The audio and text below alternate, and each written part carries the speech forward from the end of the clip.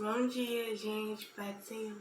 Hoje eu quero falar com vocês sobre Jesus anda sobre as águas e sobre a coragem de Pedro para viver o sobrenatural. A palavra do Senhor diz que Jesus, depois dele despedir a multidão, ele ordenou aos seus discípulos que eles passassem para o outro lado do mar, enquanto ele subia ao monte para orar. E os discípulos foram de barco para o outro lado do mar. E na quarta vigília da noite, o mar estava inquieto, estava agitado.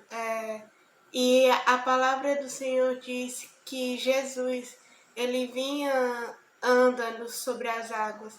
E quando os discípulos eles viram isso, eles pensaram que era um fantasma.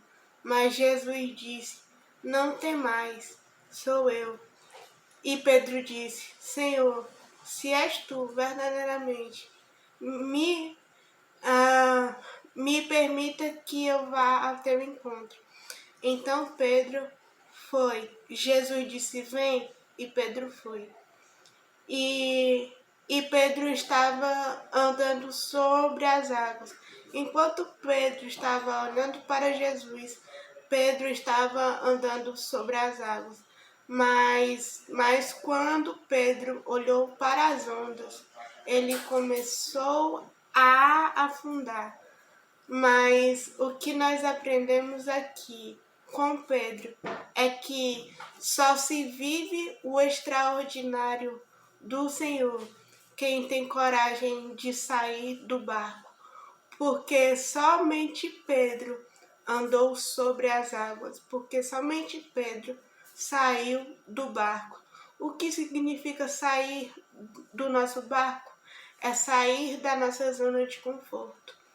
Para a gente viver o sobrenatural do Senhor, a gente precisa sair da nossa zona de conforto. Enquanto Pedro olhava para Jesus, ele andou sobre as águas. Mas quando ele olhou para as ondas, ele afundou. O que nós aprendemos aqui é que sempre nós temos que olhar para Jesus e não para as nossas circunstâncias. Mas no final, Jesus pegou Pedro pela mão e o levantou.